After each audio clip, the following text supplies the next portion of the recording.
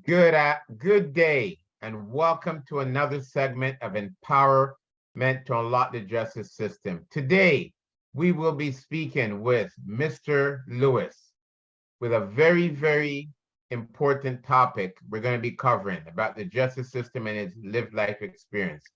Today's episode will be hosted by Jordana Goldlist from JHG Criminal Law Firm in Toronto, Canada, a very prominent law firm that represent individuals who are charged with murder, gun offenses, and drug offenses.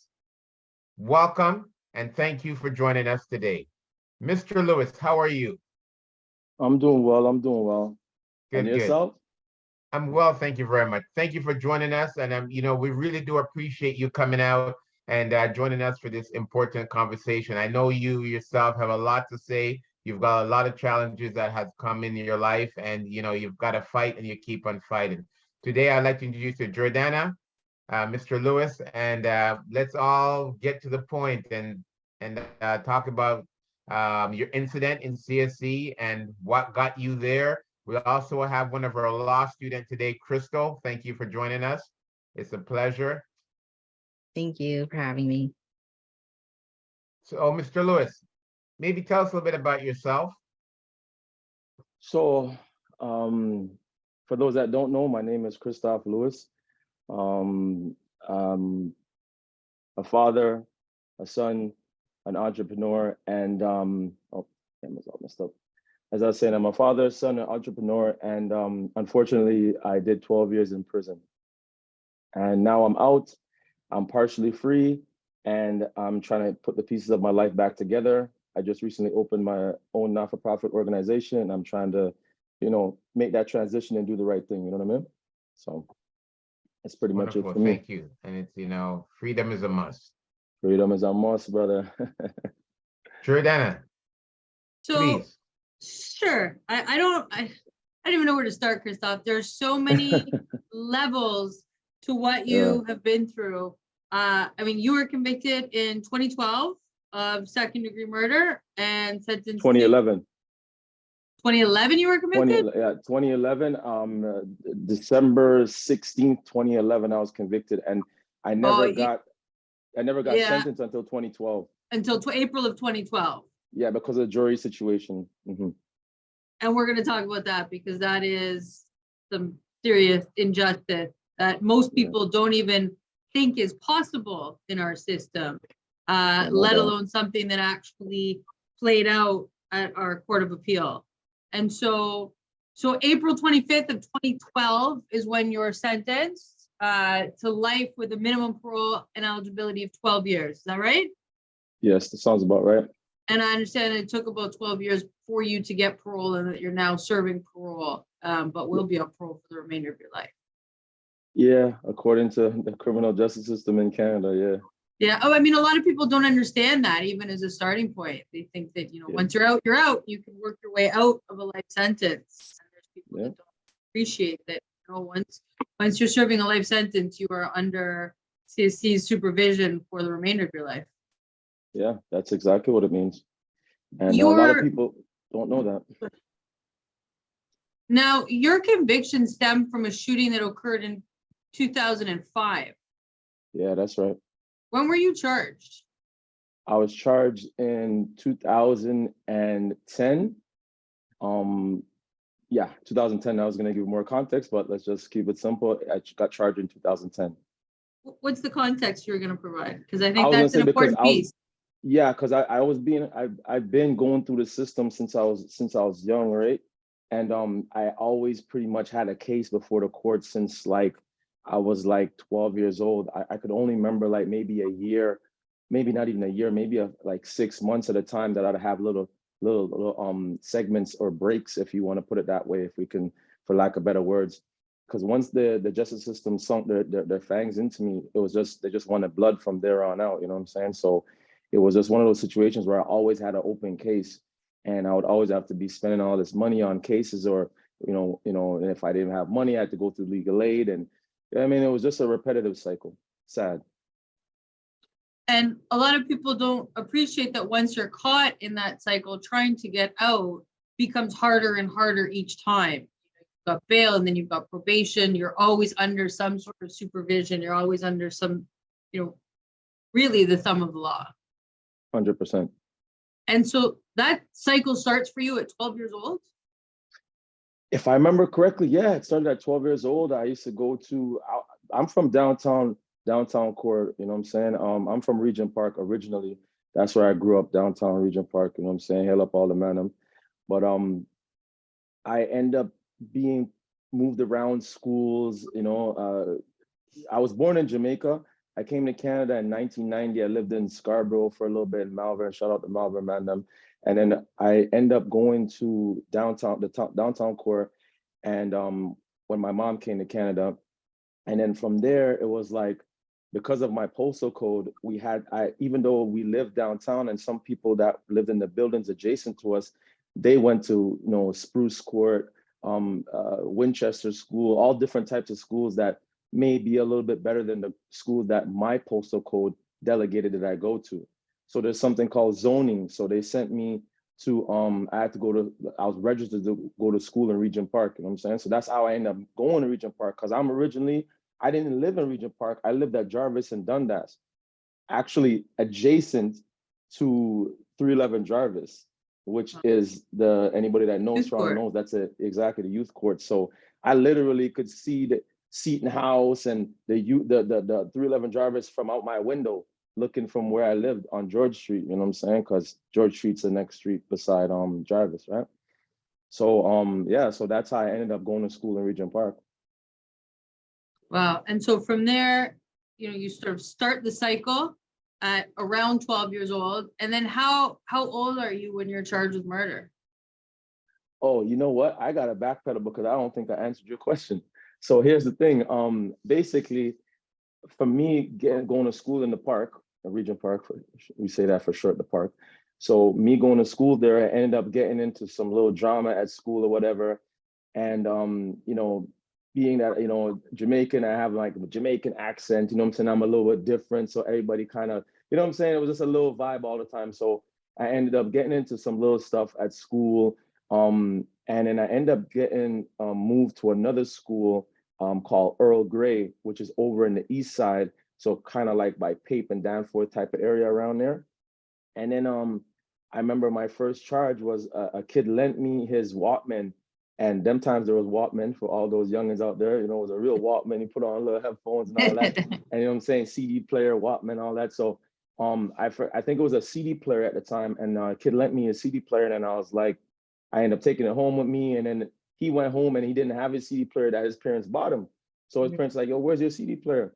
He's like, oh, and he basically said that someone stole it at school. When he lent it to me, I gave him my video game, my Game Boy, and he lent me the Walkman.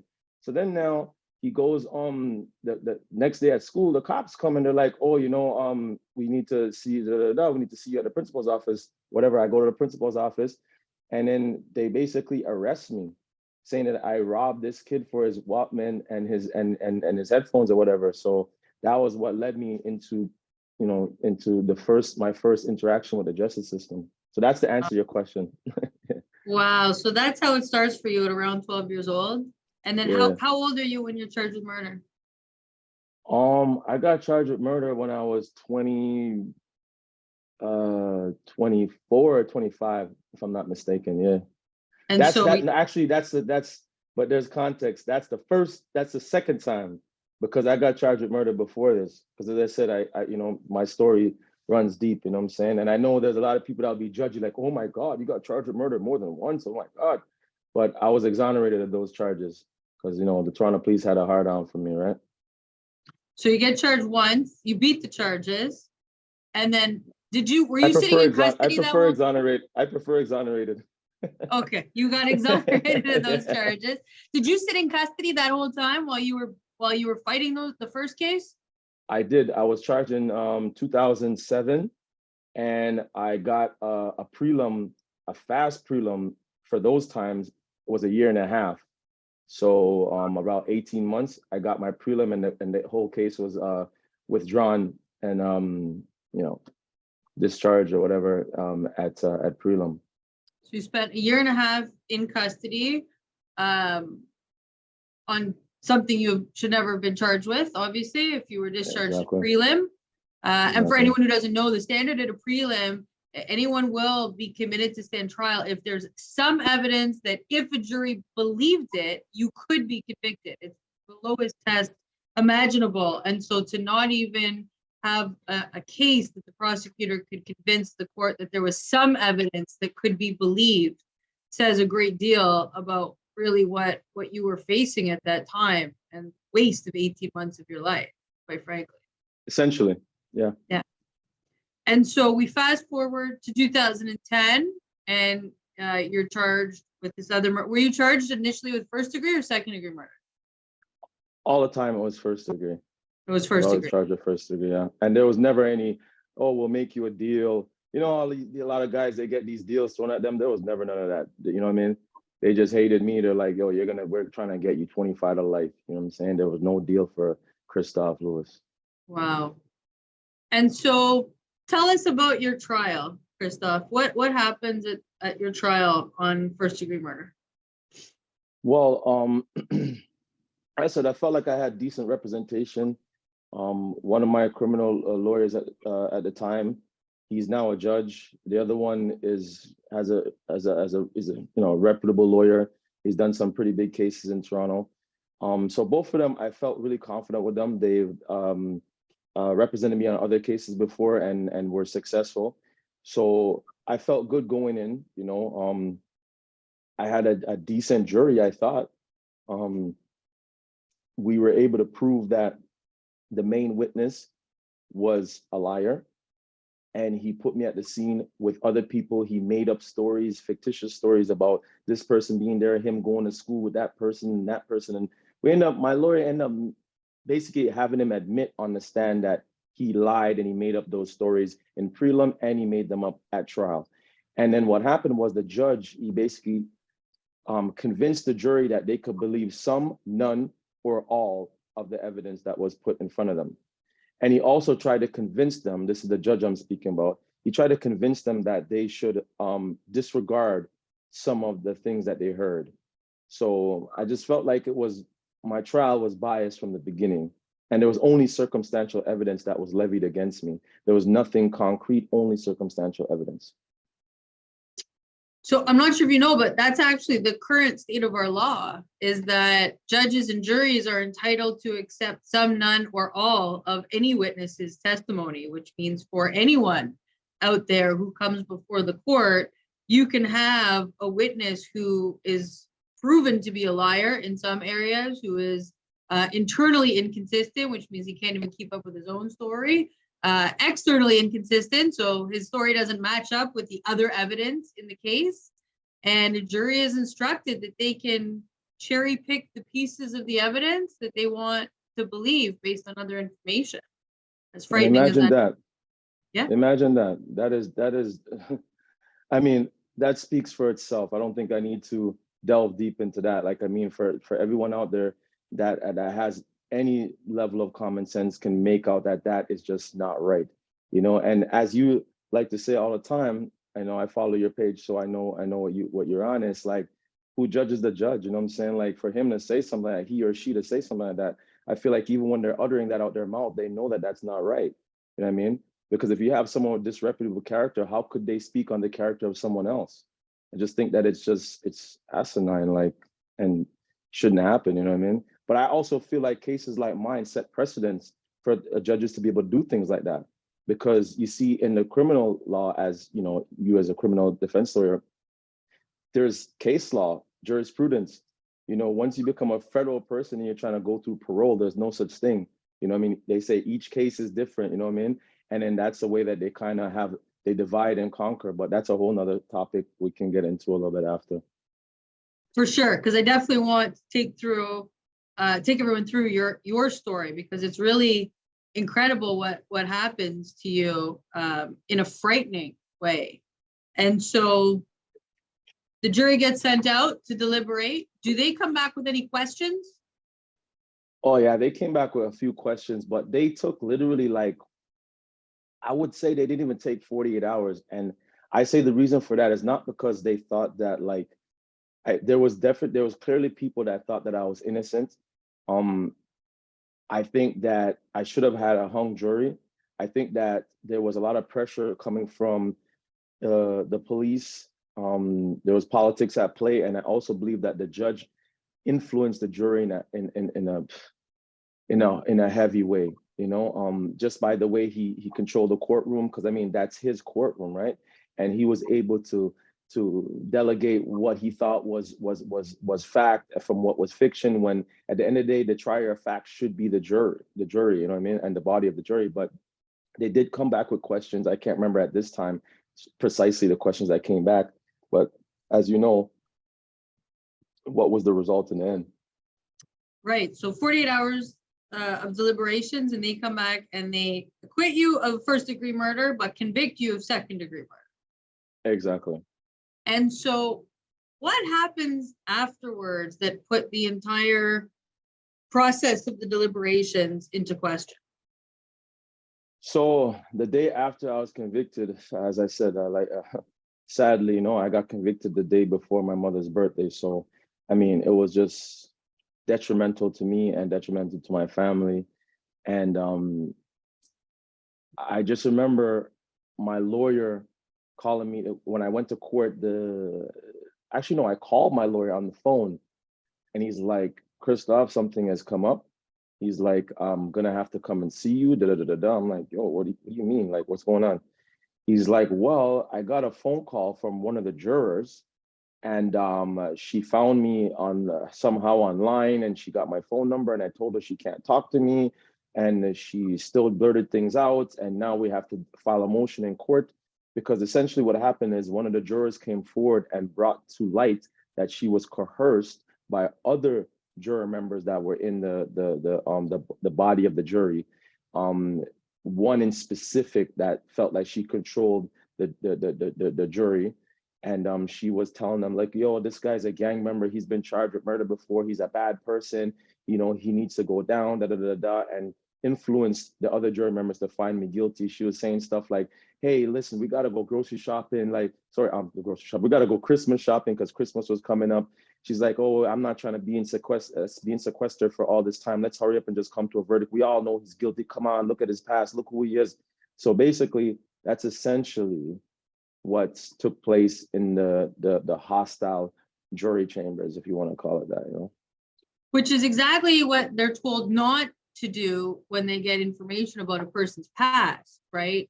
People who haven't been through this before, juries are instructed that they're to disavow themselves or not take into consideration a person's background, and they're certainly not to convict based on what's called propensity reason. So if someone has committed crimes in the past, it doesn't mean that they're necessarily guilty of the crime they're currently charged with. The key is to look at the actual evidence of the actual offense before them. And so what the issues that you're raising here are the exact opposite. They're trying to convict you based on some belief that you are associated to criminal organizations or a part of, gang life in Toronto, and therefore, because of your character, your history, you must be guilty of this, which is the exact opposite of the instructions that jurors are given during the course of their deliberations. And so, does your lawyer bring the application before the judge to bring this to the forefront? So we filed a motion for I forgot what was the precise term, but I could just give you some context. Like, we were basically fighting and saying like, they're not allowed. There's a difference between extrinsic information and intrinsic information, right? And they're bringing into the jury deliberation room extrinsic information. So that's illegal within itself, and the judge cautioned them on that. If I go back to the beginning of my trial, I'll say something that one of my defense lawyers said, and I would think that every defense lawyer should say something like this. I never forget when we're picking a jury, he said to them, he's like, "Listen, I know you look at my client, Mr. Lewis, in that box, and you say to yourself, like, okay, when the judge reads out the charge, he's like, Mr. Lewis is charged with first-degree murder. And anyone in their right mind, especially according to society standards, is gonna look at that and be like, oh, he's charged with first-degree murder. Oh, he killed someone? Oh, okay. So the mind state is that once someone's charged with something, they must be guilty, right? So I say all that to say, it's like people bring their personal experiences into the jury deliberation room. Whether it's right or wrong, they still bring it. And that within itself is extrinsic. You know what I'm saying? It's not intrinsic. It's not, and and maybe you can break down what intrinsic and extrinsic is, but because I don't want to, give a wrong description, but at the end of the day, it's just basically bringing your personal experiences inside of the courtroom, which you're allowed to do by the law, but you're just not allowed to bring in any extra information, which is the extrinsic information, which they were saying that, because basically what happened was this juror that was controlling the room, she went and printed up, Google searched my name, printed up all these articles of charges that I had that I was acquitted for. And she was showing it to the other juror members and saying, look, see, he's a murderer. He got charged with murder, not speaking to the fact that I was acquitted and exonerated of all those charges. Right. And he's been charged with the firearms. He's been charged with this. He's been charged with that. So she was basically giving me a bad character, you know what I'm saying? And that is what the extrinsic information is, So we filed a motion for, what would be the motion for? I think it was for a mistrial and so on and so forth. And the judge basically denied it. He said he was functus officio and he couldn't do anything about it. And clearly he didn't really want to do anything anyways, because he told me clearly previously that he thought I was guilty anyways.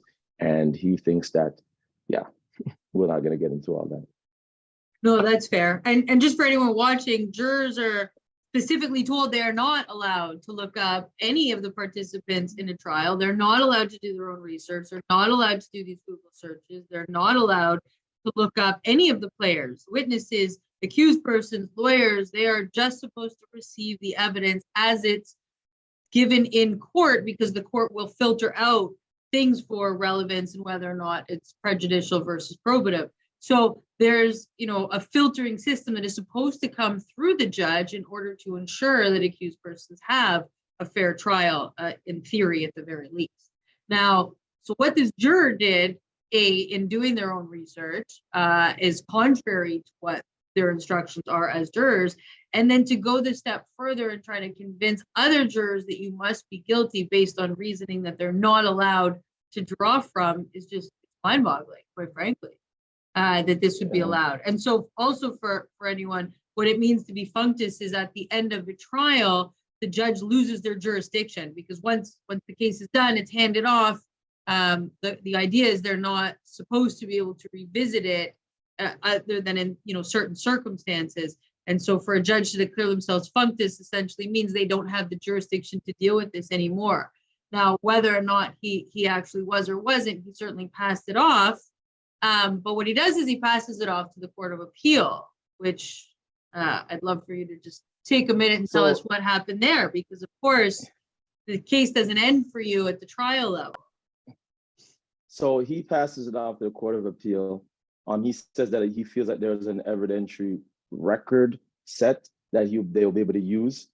But there's a lot of portions of what he did that didn't set a good record per se. Like, for instance, we had to get the juror to have their own representation.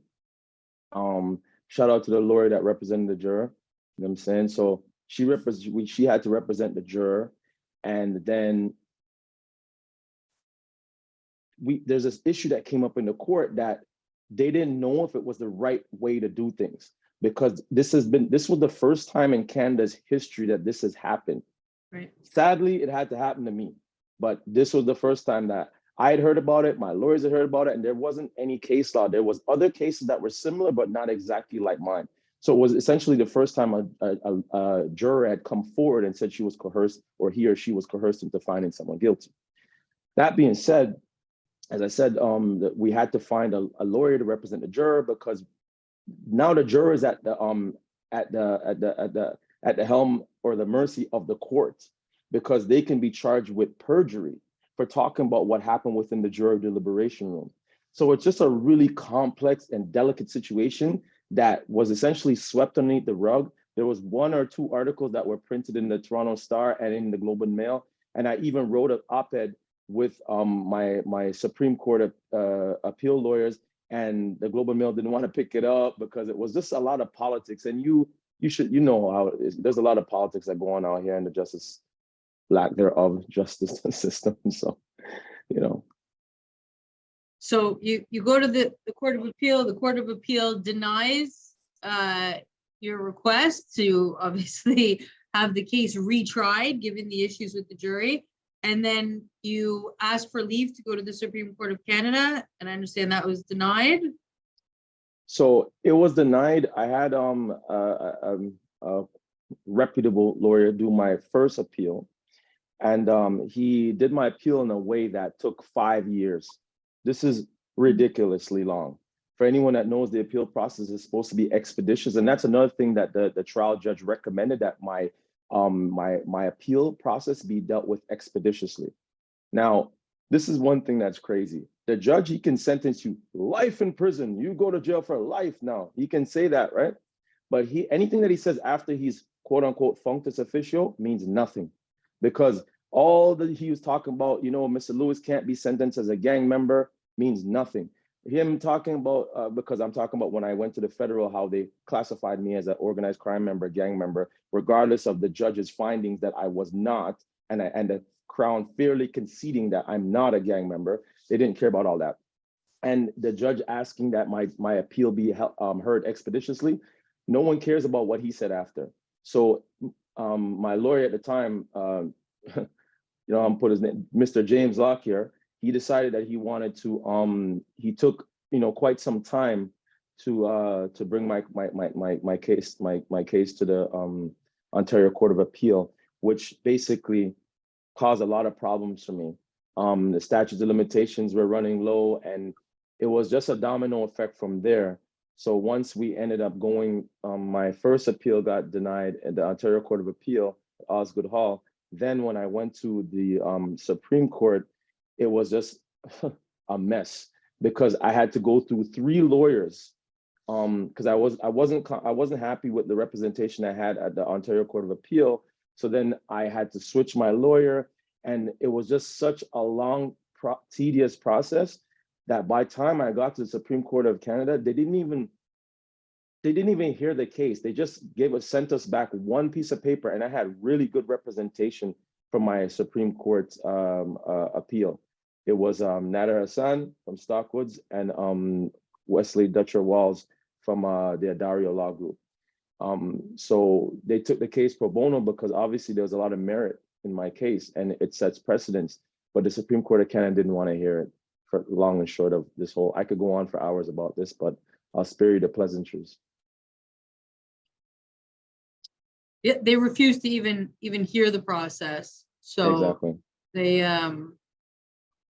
their finding was just the application for leave to appeal. So they wouldn't even grant you the ability to launch the appeal process. Exactly. And that's essentially, and if you ask any expert, because one of my appeal lawyers, he's known as a genius in the law world. Any lawyer will tell you that.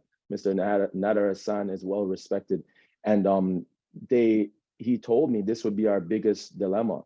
And that's essentially what happened when we did they didn't even have to tell us this is why, because the Supreme Court is on such a high level that they don't even have to explain nothing they do. They can just be like, oh, no, we're not hearing this. That's it, that's all. And you know, there's nothing you can do because there's no other court of appeal. There's no other tribunal that you can go to after that. So you essentially have to hug that. You know, I'm talking like one of the men right now. You have to just hug that, hold that, and that's it. You know what I'm saying? So there's nothing else you can do. No, and I mean, it's dismissed with a one-liner, application for leave to appeal dismissed without reasons. They don't even have to justify why. And a lot of people don't realize that. They think you can just keep appealing and appealing and there's this long process. But once the Supreme Court of Canada either says, no, we won't hear it, or we're dismissing the appeal if they even do hear it, that's the end of the road. That's people that live in this reality of watching too much TV, and what they see on TV, they think is reality. They see what happens in the States. Guys are appealing their cases 45 times. You know what I mean? It doesn't work like that in Canada. We have three chances. You got your trial, you got your local appeal, your provincial appeal, and you got your Supreme Court appeal. That's it. That's all. It's very true. And so you're serving your sentence 12 years. In the course of those 12 years, you encounter another form of, I don't even want to say injustice because it's it doesn't say enough about what you experienced at Millhaven. What happened to you is an absolute atrocity, quite frankly. I've watched the video. I'm going to let you describe it, quite frankly, because let's hear it from your words instead of mine. To be honest with you, I've had to do a lot of explaining about this as of lately because, you know, anybody that follows me, they understand what's been going on and this and that. So imagine now, I get convicted of second-degree murder. I end up going to Millhaven institution. At the time, it was the unit that I was an MAU. Then I went to the unit, which we call J unit.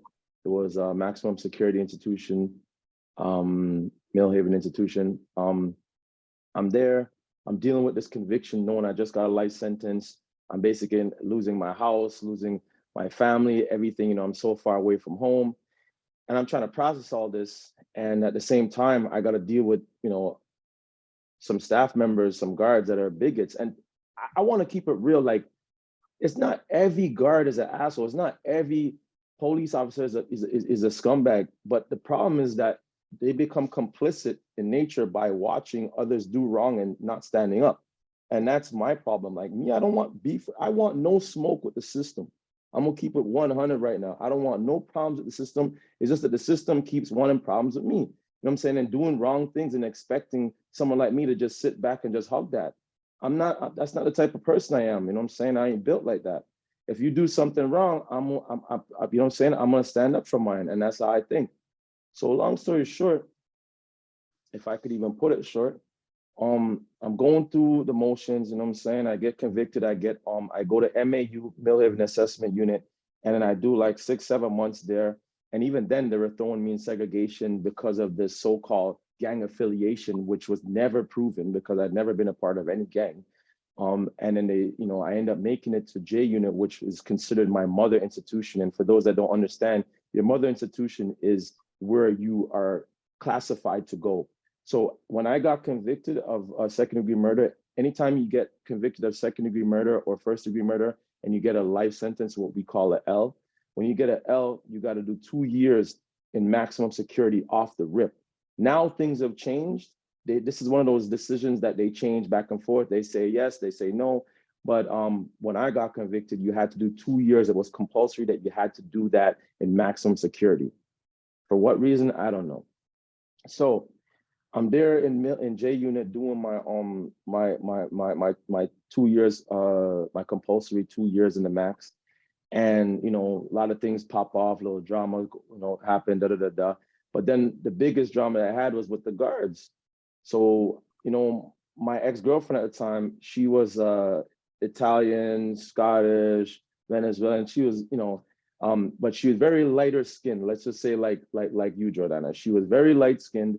And every time she'd come to visit, the guards would be like, oh, you know, why you with this black guy? You know, why you with this nigger? He's a gang member. He's a murderer. You know what I mean? Like, you know, you should find yourself a nice Italian boy. Look at you. You're beautiful. Don't talk to this guy. Wow. So they were always just like getting at her. You know what I'm saying? So boom, they figured out a way that they could create a problem with me. So I was in segregation at the time because they brought me down there for some foolishness again. And then when I'm down in segregation, you can only have visits a certain amount of times per week, which is once a week for open visits. So I go to my open visit, and when I go to the visit, after the visit, I go to the staff member that's working in Vince. Everything all right over there? Yeah. Well, at 6 o'clock, the lights at the office, they go off and then we have to turn them back on. Don't worry. Okay, that's what's I'm up. still Look here. like you're having a power outage. No. All good. All Okay, good. that's what's up. So boom, now we go, I have my visit, everything's fine, Once I come out to visit now, I ask the staff member that's working there, the lady that's in charge of the visit department, which we call VNC. So I speak into the CX2, we call that the 2 banana. So I'm talking to the 2 banana about basically my visit application because I wanted my daughter to be able to come and visit me, right? Because I still got a parent from prison. Now I got a life sentence. I still have to be a parent. I still got to, you know what I'm saying, handle certain things as a human being and as a father and as an individual, right? So I'm inquiring about my daughter's visit application, which I know was sent weeks before. And the visit staff are saying they didn't receive it. They don't know where it is. So I go on and I'm talking to the lady that's in charge of the visit department, because the first time I end up catching her there to talk to her. So I'm like, hey, ma'am, how are you doing this evening? She's like, I'm fine. Da, da, da, da. I'm like, well, I just wanted to know how, if you found my visit application.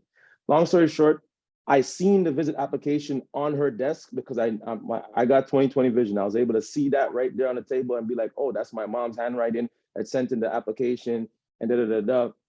So I said, the letter's right there. You're saying you don't know where it is. It's right there. She's like, this conversation's over. And she starts coming out of the office, and you see on the video, if you go on my page, freedom_ is a must. You guys can go and see it for yourself. And even on the blog, freedomsamust.net, you guys can see the link directly to it. Basically, she walks out and walks past me, and I'm standing there and I'm saying, listen, miss, I don't want no problems. I'm just saying, I just need to get this application approved so that my daughter can come and see me. I just got a life sentence. I need to be able to keep, my community support well and intact.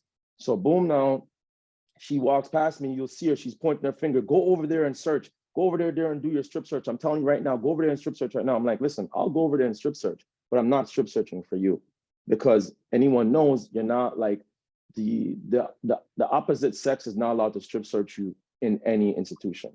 You have to be strip searched by your same sex. So I basically refuse for her to strip search me, but then I go and I start complying with the strip search once a male officer arrives. So then now she walks away. That wasn't good enough for her, because as I said, they had a pre-planned thing going on. They just wanted to get at me. So she runs away and she comes back with like 20, 30 guards. And then they're there talking to me. And then they're basically telling me like, yo, strip down now. Now there's even more females there. There's more females, more guys, and they're all telling me, strip down now, motherfucker. Some of them are throwing the N-word in there, doing the most, you know what I'm saying? Right. So this is real talk, you see? That's how powerful it is, what I'm saying. Lights going off over there. It's heavy, you know what I'm saying? So basically now they're like, yo, you gotta strip down, we're giving you a direct order. And anyone that's been to the pen understands that when the guards give a prisoner a direct order, it's like, you gotta do it, or else you're at liberty of getting yourself in further trouble. Like you can get an institutional charge and whatnot. So boom, now, I'm like, listen, man, I don't mind. I was already starting to do the strip search. I'm only gonna continue when you guys leave. I ain't trying to strip search in front of all you guys. That's degrading. I'm not doing that. You know what I'm saying? Boom, they pepper spray me. They're fighting over who could choke me out. And they end up using a chokehold maneuver on me that's been abolished for CSC custody since use since 1999. They're not even allowed to do this move. It's basically like a chokehold, you know what I'm saying? And you've seen the likes of, rest in peace, Eric Garner was killed by this same chokehold maneuver. If anybody knows about the Eric Garner story in New York, they essentially choked me unconscious. I've never been knocked unconscious by any man before, and they literally choked me unconscious.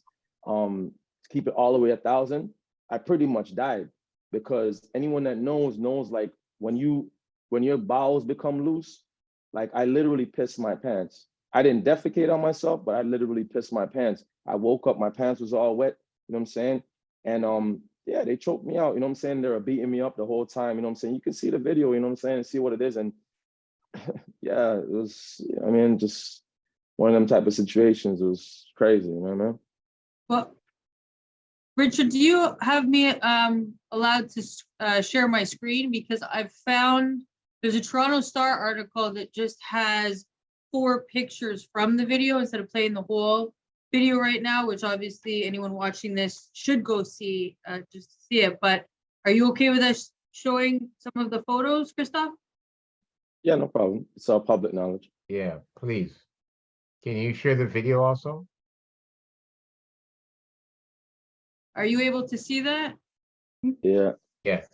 Yes. So here we see one where my cursor is. That's you, as you've just described, where you've been sort of pointed in the direction of having to go into where the guards are. Is that right? Yeah, she's telling me to go and strip search. So I'm walking to the strip search stall, which is the little blurred out area there you see on the left bottom corner of each square. And then in or the each scene. the second photo here at the top right, we see the room starting to fill up with, I mean, I kept. Yeah. I mean, there's 7 guards there just starting to enter the room. Yeah. And then in the third frame, we actually see the one guard pepper spraying you with your hands going up to your face. Yeah. And for anyone who watches this video, I mean, I can tell you when I watched this, you were completely calm, completely compliant. There's nothing in your behavior that would indicate this was even close to necessary. I was actually startled when you're first pepper sprayed because there's no interaction from your end that could be considered aggressive or hostile in any form or fashion. It's you're standing there and all of a sudden this canister of pepper spray comes out and you're just hit in the face. And not only that, let's be real, they have what they call a code of discipline, right? So in the commissioner's directive, which CSC officers are supposed to be governed under and supposed to adhere to, they have a code of discipline that they have to follow. And one of those disciplinary, one of those codes is that they have to try to utilize de-escalation tactics. They literally were just barking, you know, strip down now, motherfucker, do this now, da da da da. Excuse my language, but you know, they were just cursing at me and basically talking to me in an inhumane way. And then they expected me to listen to that. I didn't do anything wrong and they didn't use any de-escalation tactics. It's because it was a pre-planned assault. They wanted to get me, they wanted to hurt me. You can see in I want to say exhibit, but in the fourth rectangular square here, you see my head is in his arms. You see that he has his hand right around my head. You know what I'm saying? I'm unconscious. I'm sleeping at that point. There, I'm out. You know what I'm saying? I'm out of exactly where your cursor is. That's you right there, right? Yeah, exactly. I'm out. You know what I'm saying? And then they put me down on the ground and they're kicking and punching, doing whatever they do. And then next thing you know, they yank me back upwards. They handcuffed me, right? And they handcuffed me while I'm knocked out on the ground. And then they basically yanked me up. If anyone knows what it's like to have your hands handcuffed, sometimes when the cops want to be assholes, they'll just pull you up by those handcuffs. So my shoulder, to this day, I have problems with my shoulder. Dislocated both of my shoulders. On the left one, I literally had to pop back in myself. You know what I'm saying? So they did me real dirty, you know what I'm saying? And then they walked me backwards and put me in a room. And then the correctional manager was telling them like, okay, now we have him subdued, guys. You guys have to leave the room. And I have other videos that you hear them saying, fuck that, we're not going nowhere, fuck him. And they're talking like that to their boss. Wow. So if they talk like that to their boss, right? Imagine what they do when their boss is not around. Yeah. And I'll just let that sink in. People don't understand what happens. And I know a lot of people be like, oh, well, you know, you guys are all prisoners, murderers, you know, gangbangers, this and that and the third. But you know what? We're all somebody's children. You know what I'm saying? We're all human beings. And regardless of whatever preconceived notion you may have about me or anyone that's incarcerated, wrong is wrong. And there's rules that are supposed to govern this land, right? And this is wrong. Well, we also have to recognize as well, and most people fail to recognize this, we don't have in Canada life without parole. It doesn't exist here. So no matter what anyone has done, they're always eligible for parole, although there's certain people who will never be paroled. You know, the Paul Bernardos of the world are never going to see freedom of any sort. But the vast majority of inmates, and especially those who aren't serving a life sentence, they will come out. So when you have a system that treats people like animals for many, many years while they're serving these federal penitentiary sentences, and you're not doing anything for rehabilitation, you're not doing anything for reintegration, you're basically retraining or reprogramming someone to respond to violence because that's how they're being treated unnecessarily and unjustly. And then we just let them back out. And then we're shocked at the rate of recidivism. Oh my God, I can't believe this person didn't behave in accordance with the rule of law, but they've been conditioned that way. They've been taught that way because what you went through is really only unique because it was captured on a video. So, Really? And that within itself was difficult to right. to So I just to want to, to jump in attain. here for a minute there. Now, Jordana, you in your statement, you mentioned they're treated like animals. My perspective on that is that if you were able to treat your dog like that, the police will be at your door, No doubt. right? One of the things I will say when it comes to correctional service, they have no sense of accountability when it comes to the action from the correctional officers and within the system itself. They build the system and they portray themselves to the public of being a resource for corrections or correcting and having support for individuals. But in reality, it doesn't take place. Let's call, I mean, a pig a pig. I like that You said analogy. you didn't like my animal analogy. I like But that. I even- like that one. But though. you Let's like call that let's call one, a pig a you pig. know, yeah. And you know, to highlight that, Christophe, of all of those jail guards that are captured on video, one pepper spraying you, at least 5 or 6 jumping in to cause you some sort of pain, whether it's punches, kicks, pushes. I mean, when you watch the video, you can really see how many jump in, tackle you, and assault you. One person gets charged. One person. And the way and that's a saddest thing, but the way that happened too is like this. And that's what I talked about earlier. I was saying when we were just having our little chat or before this interview started, it's like the street life, it really hinders people that come from impoverished circumstances or comes from the hood, quote unquote, to actually get justice. Because the fact that we will not go to the police anytime we ever need any help or assistance. And that's for many reasons, because a lot of us grew up seeing people in authority, like the police or guards, like, pummeling people and beating up people from our neighborhood. So we literally have a fear for them. We ain't trying to go to them for nothing. You feel me? So it's like we have this mind state that we should never go for help when it comes to law enforcement or of any degree. Anybody that's wearing a badge, we should never go to for any type of help. So I always had that mindset. I'm not gonna lie, I still kind of have that mindset. The only thing, the difference is now is that I realized I could go through my legal team to do things. So that's essentially what I did.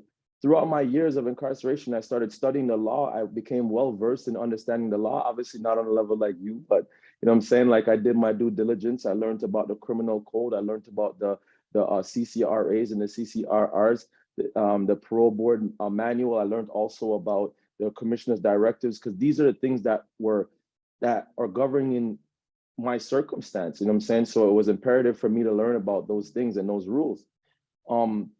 Within doing so, I realized that, first of all, it took me 7 years to be able to attain that video. And just to let you know, I tried to access it through Access Information.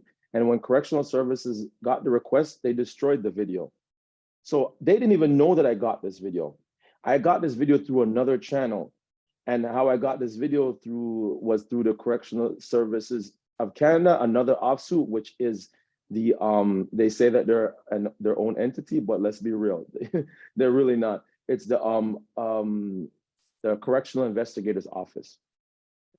So the Correctional Investigators Office, I requested for them to find the footage for me, and I was just lucky that they sent it to me.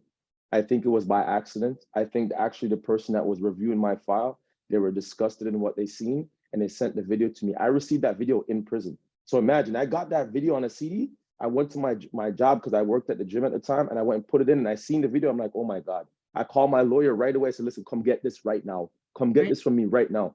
Before they realized what they did. And to be honest with you, I got searches after that video was come, because I know that if they found that video again, they'll take that and destroy that. You know what I'm saying? And so that's how I ended up getting the video. And there's a lot of portions that I didn't receive because CC had destroyed some of the footage before I was able to get the rest of it. But long story short, yeah, I ended up getting the video, and I brought some of my colleagues, because I gained a few colleagues over the years that were in the activism field and abolition. They believe that prison shouldn't exist for reasons like this. And they basically started lobbying for me, and lobbying to local MPs. And there was a Senator Kim Pate. I was in contact with her a lot. And they basically started applying a little bit of pressure. And one of my lawyers, shout out to Sylvie Bordelais, she ended up contacting the OPP, and then they started an investigation, and then their investigation led to one guard being charged. Now, let me add a little context. Which one is it? The one that choked you? The one that pepper sprayed you? He Not did even both, the one that choked you.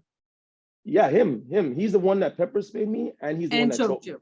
Okay. There was two of them that was fighting over who could choke me, but he was the one that was the well active. He was the biggest one out of all the group, and he was feeling himself.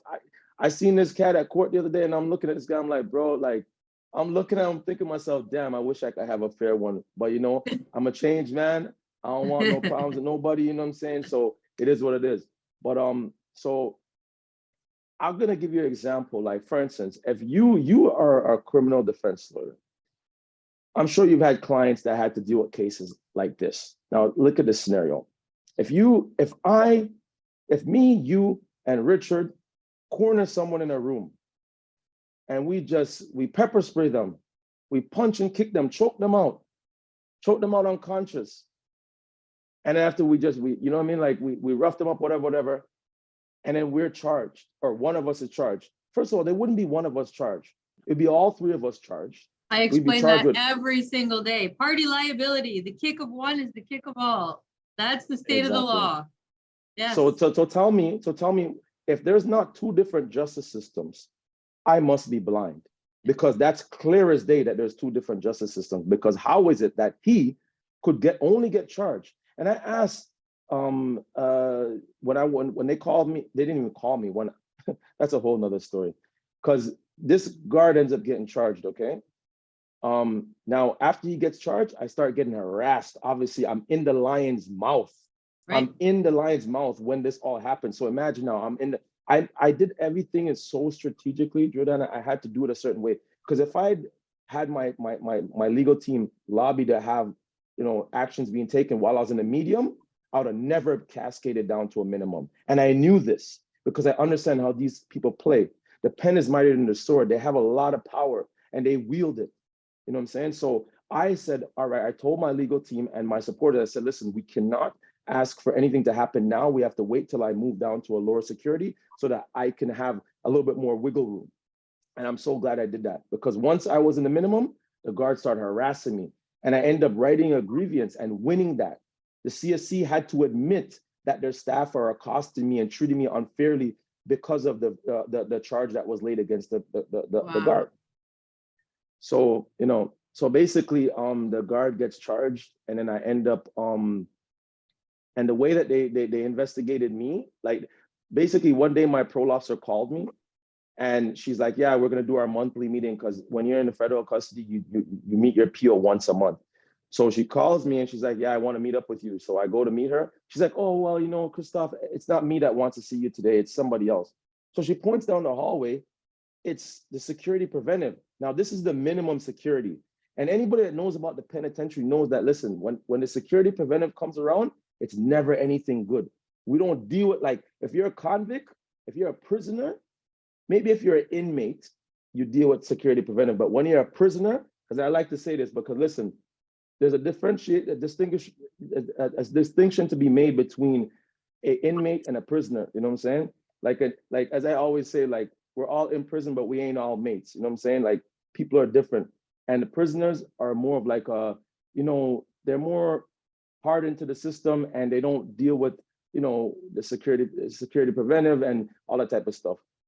So I see the security preventive lady, and then I'm like, listen, this is a minimum security. So, I'm like, all right, whatever, let me go see what the hell they want, because I know I ain't got nothing to say about nobody. So I go down the hallway, boom. She's like, oh, Christophe, it's not me that wants to see you. There's someone in that room that wants to see you.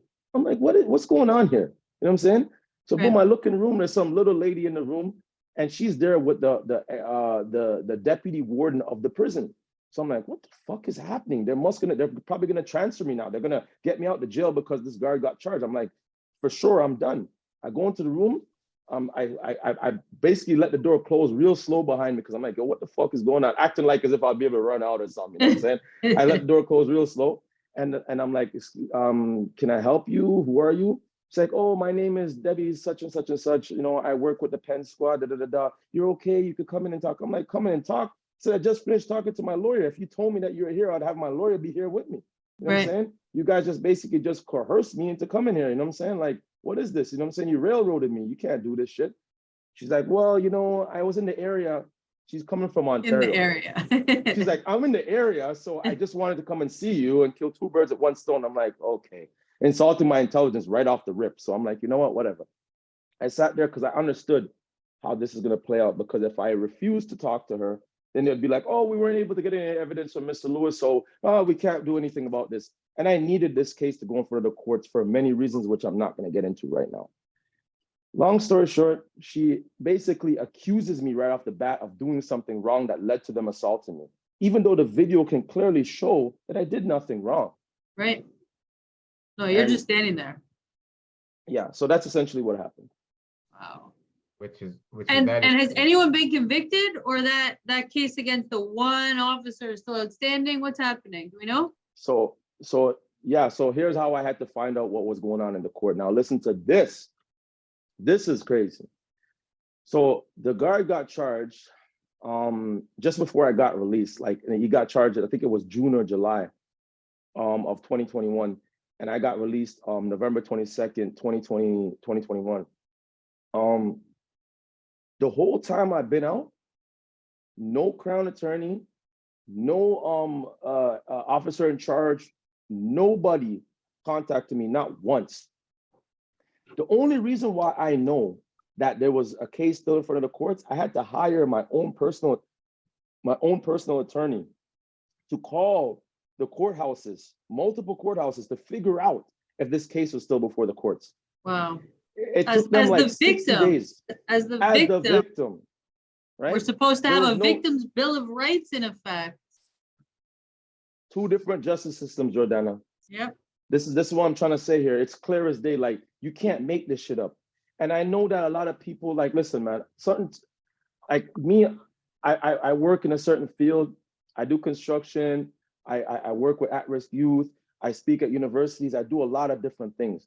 And throughout all my different walks of life right now, I got a lot of different people. I'm even starting a development project in north of Ontario. And some of my business partners, the way that they talk to me, they're like, listen, man, you're out here fighting the system. You know, you're doing a little much. You know, this, like some of our people, like some of my people, they work with the mayor, you know what I mean, and the city council, and they're making it seem like, yo, bro, like, you know, you're pushing too hard at the system with all the systemic racism stuff. So it's like, as much as I'm pushing to make this fight, I understand what I'm up against. I'm up against a vicious, ferocious beast, you know what I'm saying? And the system is mighty and powerful. And it's just me one, you know what I'm saying? And sometimes I worry myself. I'm on parole. I'm risking my life every day, speaking just like this. You know what I'm saying? Because we know that Correctional Services of Canada is infamous for trumping up things on people. We know that the police are infamous for trumping up things on people.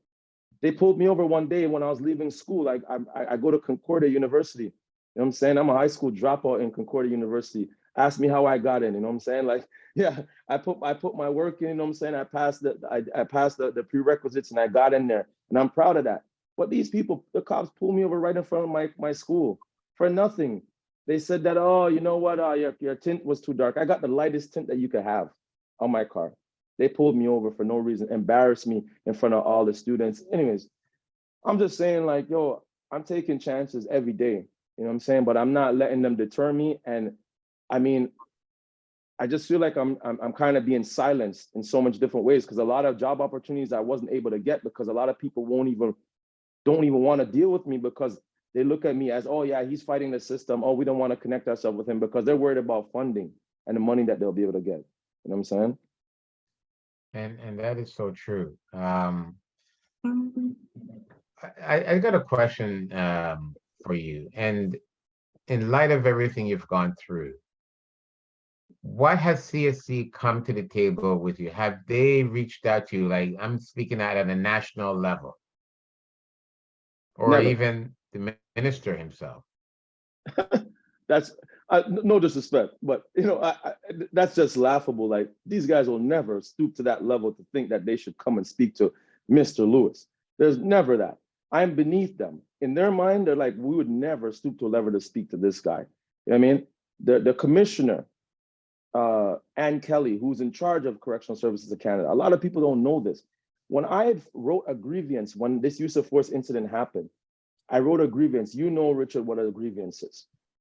So I had to write a grievance process, which everyone that knows grievances knows that 97.7% of grievances are denied.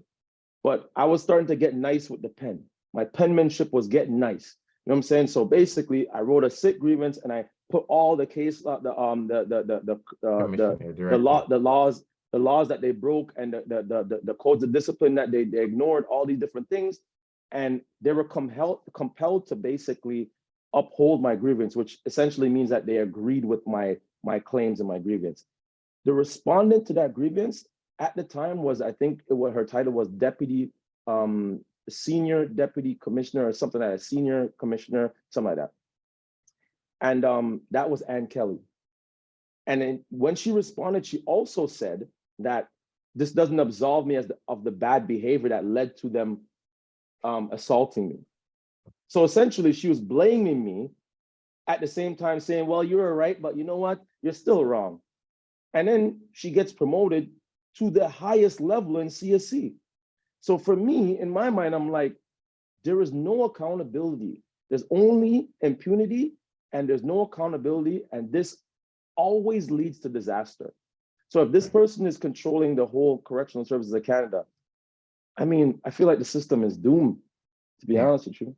Let's not forget, though, the system itself runs by what they call the old boys club, right? Yes. It is something that if you look, and it's exactly what is a system.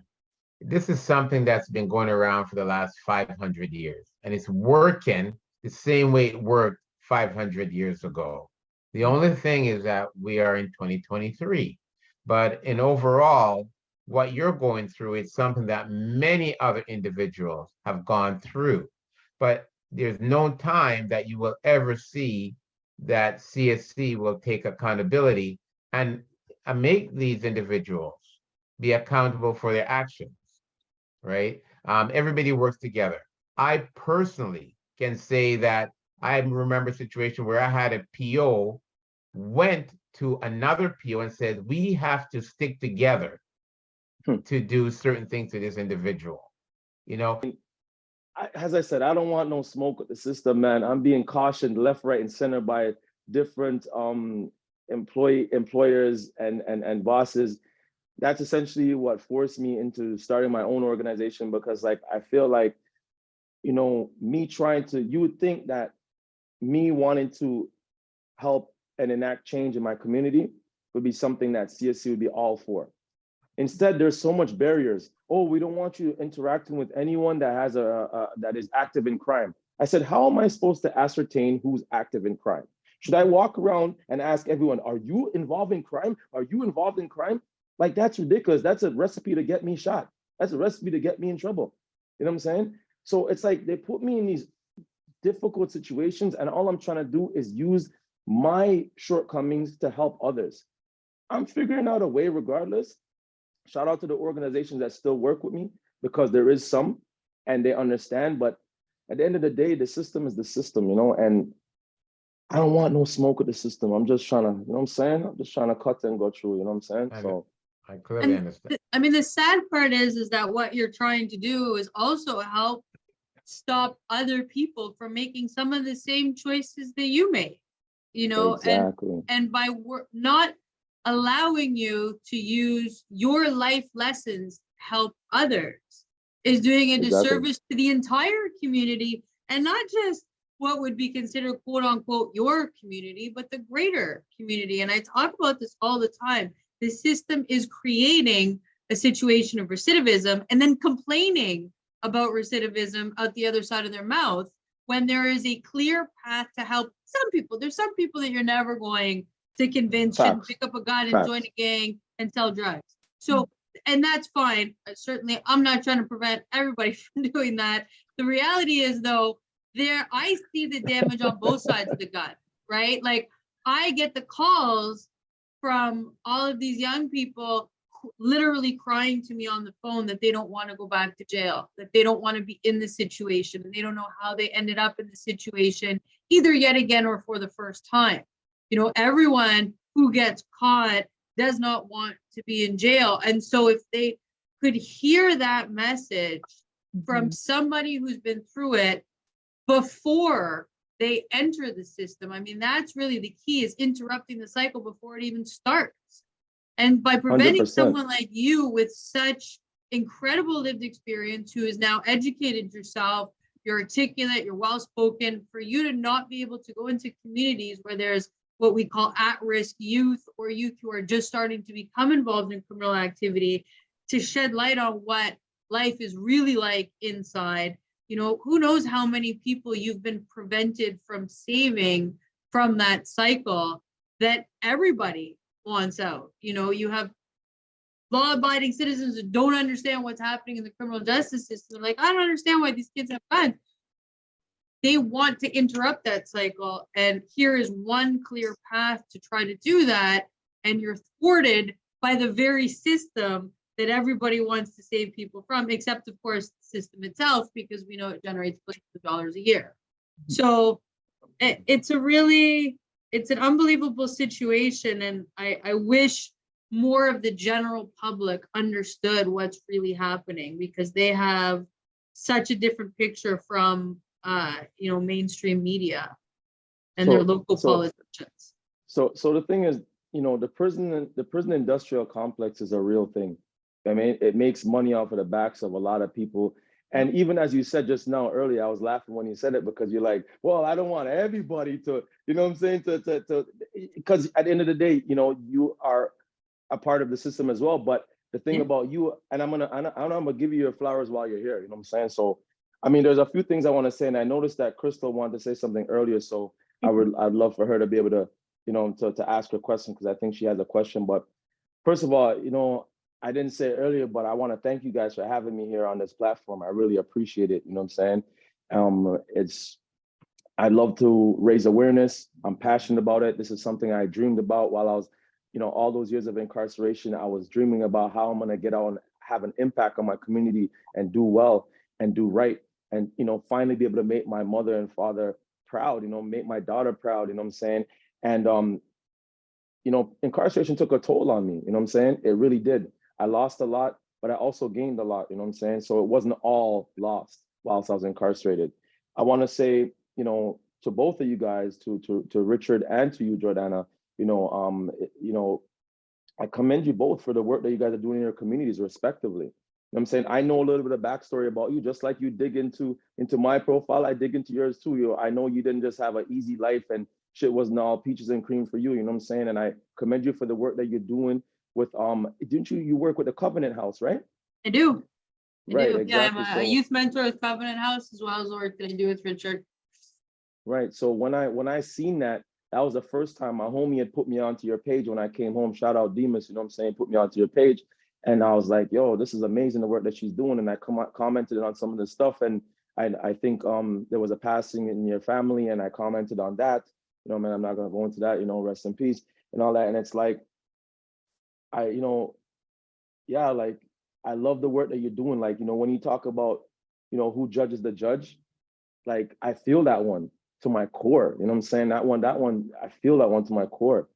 And you know, when you talk about Covenant House, like I remember walking up and down on Young Street and passing the Covenant House. I remember how we used to look at people that were at the Covenant House, you know what I'm saying? Like, and I just remember how, like, you know, we were just so uninformed, you know what I'm saying? And just lack knowledge in certain things, you know what I'm saying? And just seeing, I mean, I just wish I knew back then what I know now, you know what I'm saying? And it makes me emotional just talking about it. But in terms of keep six and what Richard's doing, I appreciate you too, brother. You know what I'm saying? I know you're coming from, you know what I'm saying?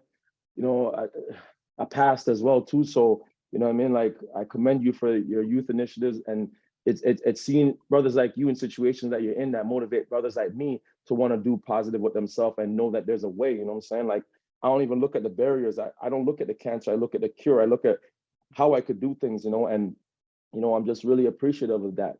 And I want to point out certain things before we close, and I want to say, like, there's a lot of people that grew up in my neighborhood, that are great people, but they just simply get caught up in a vicious cycle. You know what I'm saying? Whether the cycle is they're born into addiction, because it's literally pumping through their veins. Like, if someone's mother was hooked on crack cocaine or their father was hooked on crack cocaine, it vicariously is passed on to them. You know what I'm saying? I remember times when I was out there hustling, I would sell crack to my homie, when I was selling weight, and he would sell crack to his mother, who was pregnant with his sister. You know what I'm saying? These are things that I witnessed with my own eyes. You know what I'm saying?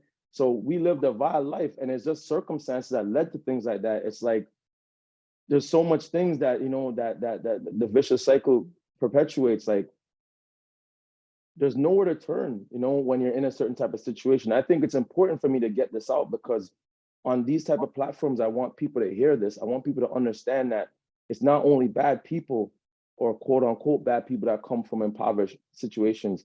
And it's not just one demographic of people. My neighborhood was a melting pot. There's Black, white, Asian, everything there.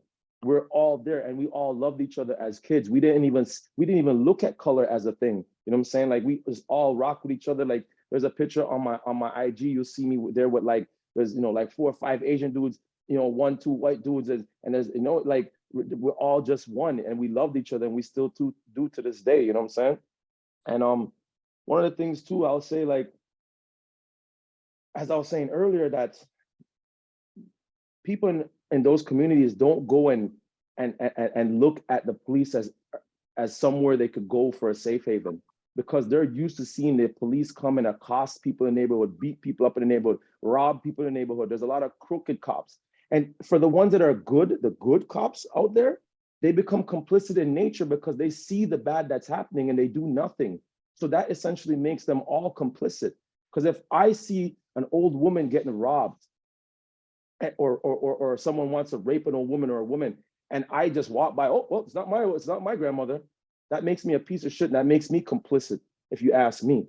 So I feel like it goes the same for everyone else, and I don't want to make excuses for the mistakes that I made, but I'm gonna say, I decided to relocate because I decided to relocate from Toronto. Even Toronto police don't want me in Toronto, so I very rarely go to Toronto. I go like maybe once a month, because every time I put in an application or a permit to go, because as a lifer, I got to put in a permit, they pretty much deny my permit, but the Correctional Services of Canada has the authority to let me go anyways. So I go to Toronto, once every month or twice a month, depending on what type of business I got to go do over there. And I had to get away from Toronto to get away from that crabs in a bucket mentality that we have in the city, AKA the screw face capital, which we call Toronto, you know what I'm saying?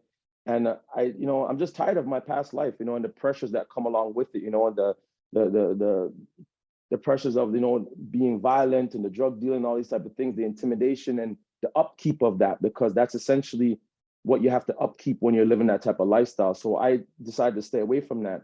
And the other point I want to say is that for me, I don't want to make excuses for my actions, which I've learned to atone for my wrongs and point out the realities of my situation. As I said, systemic issues affect everyone. However, I was essentially addicted to drug dealing as the fiends were to taking the drugs that I was selling. Even when I was selling drugs to other individuals that were selling drugs to other individuals that were selling drugs to street dealers that were selling on the block, everyone is addicted to that lifestyle, you know what I'm saying? And it's like, I was addicted to making the money just as much as the addicts were to taking the drugs.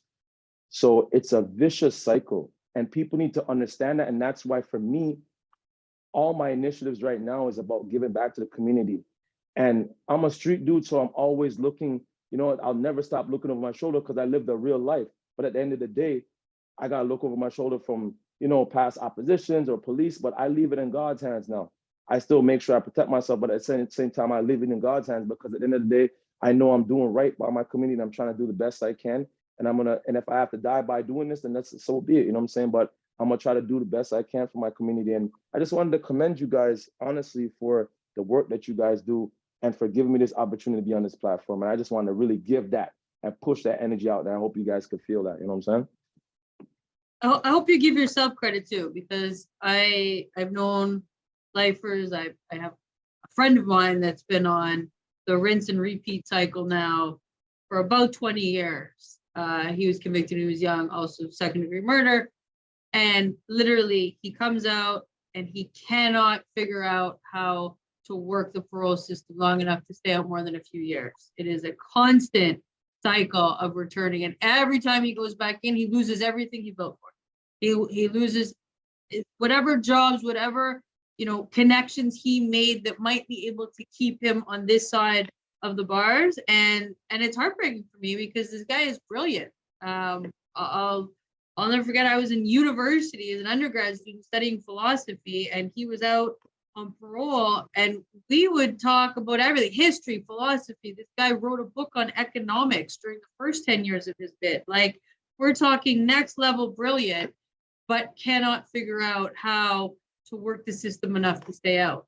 And so I hope that, I'm sure you've seen it time and time again. I'm sure I'm preaching to the choir here, but you definitely deserve a huge round of applause for being able to figure out how to situate yourself in the community and stay out and build a life for yourself and want to give back. I mean, that is a huge, huge component. I've said this to Richard for many, many years since we started working together. I love what he's doing with Keep Six because he's trying to use one of the worst experiences of his life for positive results. And that is to 100%. teach young people what is really happening in hopes for them to make an informed decision whether or not this is really the life that they want to be a part 100%. of. So, Christophe, thank you so much for coming out here and being so honest with us. Not everybody has the capacity and their own self-awareness to do that. So first and foremost, thank you for your honesty, but also for what you're giving back to society and the community at large. Like, really huge, huge round of applause to you for that. Thank you. I appreciate that. Thank you very much. I appreciate it. Crystal, you had some questions for Christophe. Yes, I did. So we were talking about the post-incarceration transitioning process, and I was just wondering, what is that like? Because I remember I was watching one of your other videos on your platform, and you said you went in when there was no touchscreen phones. So when you came out and you were seeing iPads, iPhones, what was that like? It was mind-blowing, to say the least. It was just like, even to this day, I struggle with this, you know what I'm saying? Like, I got all my gadgets here in front of me, like I got all this stuff, and it's like, for me, I feel like I'm a fast learner, but I get anxiety when I have to look at these things. Like, even right now, my staff that I just recently hired from my foundation, the Freedoms a Must Foundation, I sometimes, say for instance, we have a Zoom meeting, I'll tell them yo, make sure you send the Zoom link to me, because I get nervous when I have to send the Zoom link. I know how to do it, but it just gives me anxiety, these little things, you know what I mean? And I'm just really starting to try to find myself, and it's quite the process, but it's tedious at times, and it's overwhelming, I'm quite apprehensive when it comes to just technology, to be honest with you. But I embrace it. It's better than where I was a year and a half ago, that's for sure. Of course. And one of my other questions was that the only assault that took place when you were at Millhaven, or when you were at any other correctional facilities where you assaulted at all? You mean assault on me? Okay, on me personally? You. Well, verbal assaults run quite rampant within prison. I mean, they transferred me out to Quebec. It was an involuntary transfer from Millhaven Institution to Quebec, and Quebec is a different place. You know what I'm saying? So me, I'm a 6'3", 230-pound Black man. You know what I'm saying? For me, I'm an English-speaking person, so that's another factor that weighs against me out here. In Quebec, they frown upon the language barrier is the most difficult thing out here. Mind you, I do speak a little French. Je parle un petit peu français, mais je suis anglais. So it's at the end of the day, though, I picked up a good enough amount of French to be able to articulate myself when I go out in the community, because there's a lot of places here where you cannot function if you don't speak the language of the land. So, I mean, I have been, a lot of like racial slurs have been levied against me. Like, for instance, they'll say stuff like in French, like, they'll call the le noir, they'll refer to Black people as the Blacks. Yes. And there's nothing wrong with that in this culture. And I just find that's just ridiculous. Like, if you were to go somewhere outside and someone at a store said, hey, Black girl, hey, the Black, come here, you'd be like, who the fuck are you talking to? You know what I'm saying? So those are like little things, and like there's a lot of other bigotry, but I gotta save some of those things because there's a lot of court cases. I got the correctional services in court quite a bit, so I can't really speak on everything. I can't play things out in social media or online. I gotta let the court do its due diligence. And then if they disrespect and don't give me justice, then you don't know, we can have this conversation another time. Of course. And sorry, you said, I know you can't really speak on it, but have you seen other people assaulted in prison the same way you were? 100%. Worse than me. Of the same race or the opposite race? Both. Both? Okay. People think that this doesn't only happen to Black people. This happens to everyone. As systemic racism is not a thing that's just geared towards color. You know, prejudice is geared towards just, I feel like it's just, it's one of those things where I feel like it's like a us versus them mentality. You know what I'm saying? So the system, I always refer to the system, and I have different ways of referring to the system, but I'll say it's the just us system. Because when they created the name, they looked at it as just us. So whatever they're doing, it's just for them. You know what I'm saying? And they just ride out and roll out, and they're the biggest gang in the world, period. You know what I'm saying? So they got tentacles and connections everywhere. They could walk around guns legally, shoot people down left, right, and center, and it ain't nothing. You know what I'm saying? They just killed a young man. Shout out to Nikas Springs family, you know what I'm saying? Because they're going through it right now. You know what I'm saying? Rest in peace to the young homeboy. They put a spit mask on him and pepper sprayed him, and he died. You know what I'm saying? This was just recently. He was being held illegally. He got bail 2 nights before, and he was just inquiring about his bail, and they're basically trying to shut him up. And yeah, and they killed this young man for no reason. This happens every day. I mean, people get beat up every day, but it's not every day that you're gonna see a video like this. People don't understand what I had to go through to get this video. And that's why I don't understand, where's all these so-called activists, you know what I mean? These so-called people that are out there for the fight. When something real is happening, when I give you something tangible to stand behind, you don't have to like me. You don't need to like me. But at the end of the day, understand that it's not every day you're gonna have a situation like this where you have something tangible to stand on. So that's a whole nother conversation. I get really hyped up about this stuff, so forgive me. It's okay. And my last question was just that, is there any rehabilitation programs in prison that they let you guys do before you get out? It's like, this is how the world is now. This is what you're going to be facing. Or even when you're inside, talking about when you get out, what your next steps are. To be honest with you, you got to rehabilitate yourself. You can't like depend on someone else to do the work for you, you know what I'm saying? Like, you got to take initiative on your own. And that's essentially what got me out of prison, because if I didn't take initiative, I'd still be there right now. You know what I'm saying? I learned about the laws, as I said, that governed, you know, my realm, and I utilized those same laws to get me out. That being said, they do have programs within Correctional Services of Canada, but the programs are catered to, like, they created the programs for, say, for instance, they created the programs studying white males of a certain age.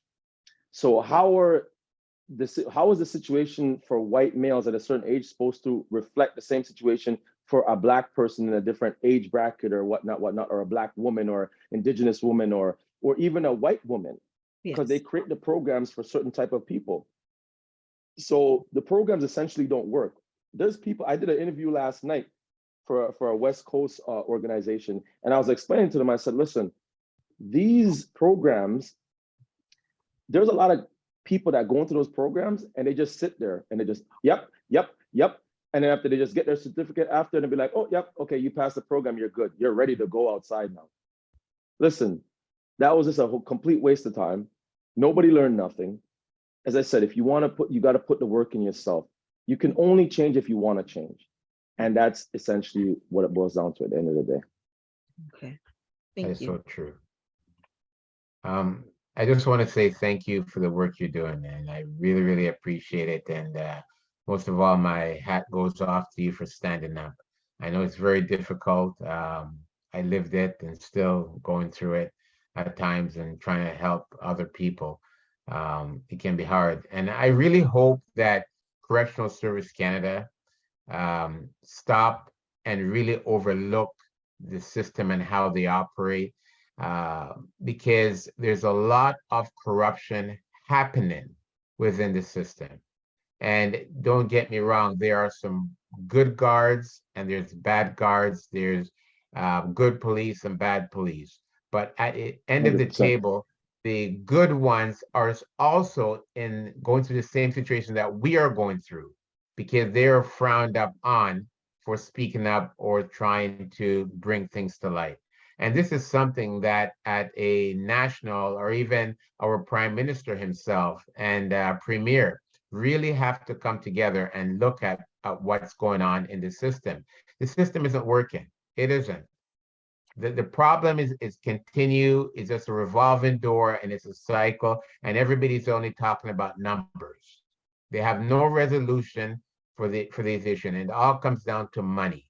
And we have to stop and say, because at the same token, if, like you said, you took the time to do things for yourself, but if you don't, hey, they're You're they're done. going to suppress you and try to hold you back, because they're losing that profit from you. 100%. Right. And that's 100%. the whole thing about suppressing us men. I lived it. I know it. And When I women. started Keep And women. Six, It happens to women too. Because remember, right, there's our women in young women prison. and men, you know, Hmm. and I was in the same situation just like you. I mean, I was fortunate enough that I had, lawyers and support, that supported me, believed in me. I had HIPSO came and said that Keep Six is an organization building for convict to get together or whatever it was, and so forth. So I am very, very much aware of what you're going through and how hard it is. And I think our republic, our taxpayers, they need to step up and hold our government officials accountable. There's no Trust question me, in a about it. perfect world, that would be great, man. But I appreciate you. Thanks for the kind words. I do want to say one thing though, and I know I've said a bit here. As I said, I'm quite passionate about this. I feel this in my core. And I'll say, like, for all those out there that are on the fence of, what can they do to help out, raising awareness is a big deal. Don't just see a tweet or see a post and look at it and be like, oh yeah, I kind of feel like that's true. But most importantly, don't wait till it's your child that gets killed in prison. Don't wait till it's your son or your daughter that gets shot up in the car by a police officer or by gang violence or whatever happens. Don't wait till it's your people or someone direct in your family for something to happen to them to decide that you want to stand out and enact change. Do it because you know it's right. You know what I'm saying? Do it because you know this is what you're supposed to do. Have some heart. You know what I'm saying? Everyone out here is only caring about what they could, the Gucci, the Louis, the this and that, all that. Man, listen. Anyways, you know what? I think you guys get my message. So I'm going to save something for another conversation another time. I'll just say thank you guys for having me. I appreciate you guys. And I appreciate the work that y'all are doing, man. Thank you so much. I appreciate Thank you, Christophe. You Thank keep you. it up. Everyone, again, thank you for joining us. Jordana from JHG Law Firm, a criminal law firm in Toronto, Canada. Thank you so much for hosting another important Thank you for episode. setting it up. I support what you do, and I also think that it's so important for the public to understand what's really happening out there, but also to get another impression of what people who've been labeled criminals are actually about. Who judges the judge isn't only about holding judges accountable, it's about questioning how we in society assign respect to people and don't consider what their true character is. And again, Christophe, I thank you for shedding some light on what your life is about today and all the good that you're trying to do and turn out of this. Thank you. I appreciate you guys.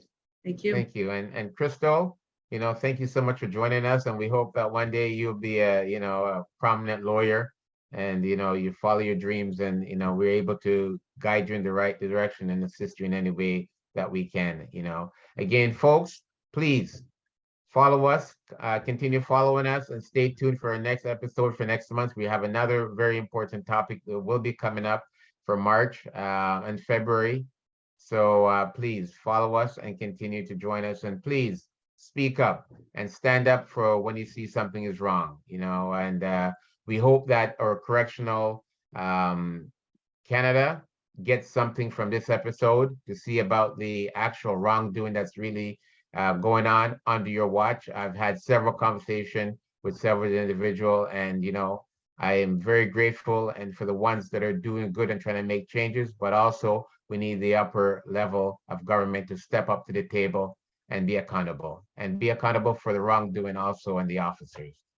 With that said, thank you everyone, and stay tuned and continue to follow us.